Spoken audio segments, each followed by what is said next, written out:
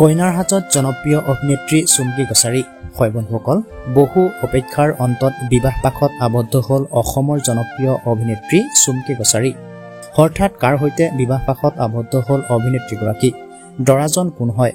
হঠাৎ কিয় এনে সিদ্ধান্ত ল'লে চুমকি কছাৰীয়ে?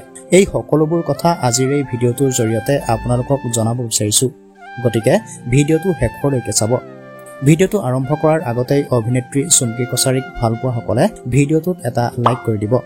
তেন্তে বলক দেৰি নকৰি আজিৰ এই ভিডিঅ'টো আৰম্ভ কৰোঁ। সকলোকে হহুৱাই ভাল পোৱা অভিনেত্ৰীগৰাকীৰ বিয়াৰ এই ভিডিঅ'টো পোৱাৰ পাছতেই সকলো অনুৰাগীয়ে এতিয়া বিবাহৰ শুভেচ্ছাৰে উপচাই পেলাইছে অভিনেত্ৰীগৰাকীক।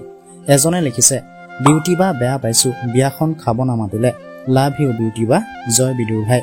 আন এজনে লিখিছে, বাইলুং বাইদেউ আপুনি আপোনাৰ বিয়াখন আৰু খালে ন। এজনে লিখিছে আকৌ, বৰ ধুনীয়া লাগিছে, বিয়া হলা নেকি বিউটি, নে নতুন কিবা আহিব লগা চিৰিজ? হয় বন্ধুসকল, এয়া অভিনেত্ৰীগৰাকীৰ সঁচা জীৱনৰ বিয়া নহয়, এয়া কেৱল ফটোশ্বুটহে আছিল। আশা কৰো আপোনালোকে এই ভিডিঅ'টোৰ জৰিয়তে সকলো কথা গম পালে। যদি ভিডিঅ'টো চাই ভাল পালে লাইক কৰিব, কমেণ্ট কৰিব, শেষত ভিডিঅ'টো সকলোলৈকে শ্বেয়াৰ কৰিব। ধন্যবাদ।